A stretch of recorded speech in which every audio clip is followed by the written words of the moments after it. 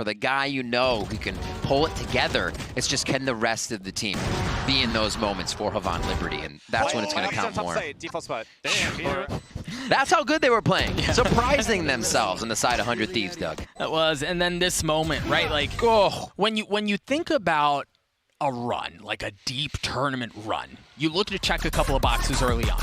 Can you take a little bit of a hit in the face and respond? 100 Thieves, they did that. Can you win the matches that you should be winning on paper? They've done that. Are your clutch genes online, right? Like, oh my word, pound well. for pound, all of those are in favor of 100 Thieves here. Yeah, and again, for North American fans, and they feel good about it too, right? Like, as they should. There's no reason not to. But for 100 Thieves, for 100 Thieves fan, you think about how deep of a run can they make. This is an excellent start, Rip. It really is, right? They have to look at Gambit in their group, and Crazy Raccoon as well.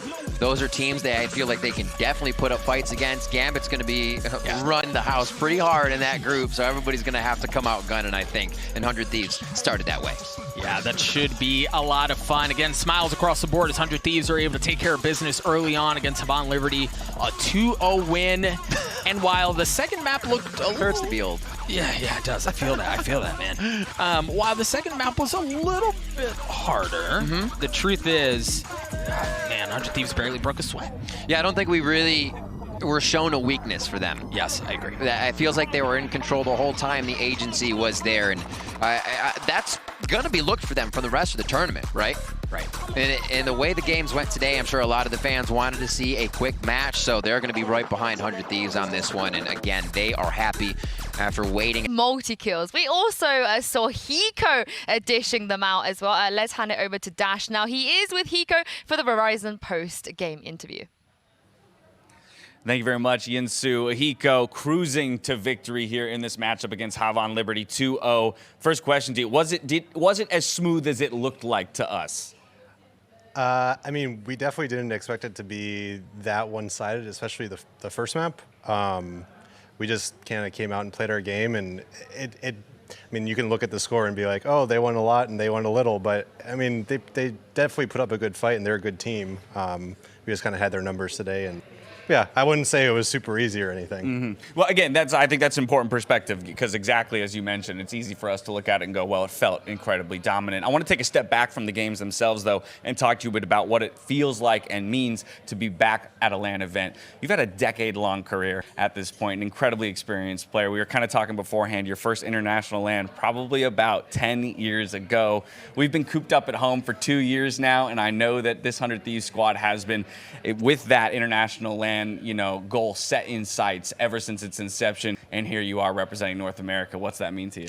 Yeah, I mean, it really means a lot. I haven't been on a big international team in a long time, and even just traveling internationally, it's probably been 4 or 5 years. So being able to come back and kind of like a resurgence of myself and kind of the rise from wherever I was before, it feels great. And 100 Thieves is an organization, great backing for us. They've been fully supportive. All the guys too. I mean, we've been kind of not doing much since Iceland, since not qualifying, and full focus from all the players, a lot of practice, and I know I speak for all of them when it means a lot for us to be here. But this is what our roster is built for. I know it's like the meme, but yeah, I mean, right. But hey, if you're not built to win, if that's not the goal, then I don't know why you're here in the sport, right? But you mentioned Iceland. I'll talk about that for a moment. A lot of expectation for North America as a region just based off of that performance alone from Sentinels. Winners of First Strike in North America, but missing that Reykjavik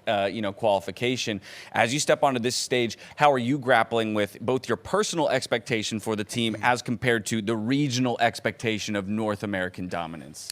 Yeah, I mean, I think that they might beat us every time we play against them, Sentinels at least. But I don't think that we are so super far behind them as a lot of people think we are. And that being said, sure, there's some pressure for us to perform being from NA, and the meme right now is, oh my God, NA is so much better than EU and all the other regions. But I mean, I don't think that really puts any pressure on us. I think we are here to do our job. We have a goal. As long as we hit that goal, then that's pretty much like, hey, job acquired, job finished, and kind of look forward to after that. Sweet. I got 2 more questions for you. First one's just a quick, cheeky one.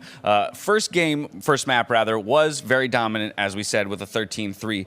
But round 9, Nitro got murdered by your Hunter's Fury man after he makes a sick snapshot off of a flash. Please talk to me about what was going on in comms in that moment. Yeah, we were doing a specific setup, and I had my ult ready, and I'm like, if they rush B, I'll be able to help you. And they ended up rushing B, and misjudged where he was and misjudged where my mouse was, and fortunately he got caught in the crossfire. I didn't kill anybody else, but my bad, Nitro. It still worked out for you guys. I think he still won the round, but it was just so funny after he makes that flick, and then it was like, 14 health, and he gets eliminated by you. I like the idea that you were just handing it over to the other team. But in the grand scheme of things, from here, you're going to play the winner of Gambit versus Crazy Raccoon. Gambit is a team on many people's minds, but in general, I'm kind of curious how you look at the competition in the rest of your group between those 2 teams.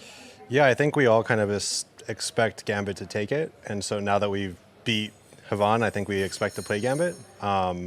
Great team, they play very aggressive, they're very fast, and I think we have a lot of experience against that with a lot of the NA teams and the NA style, people say.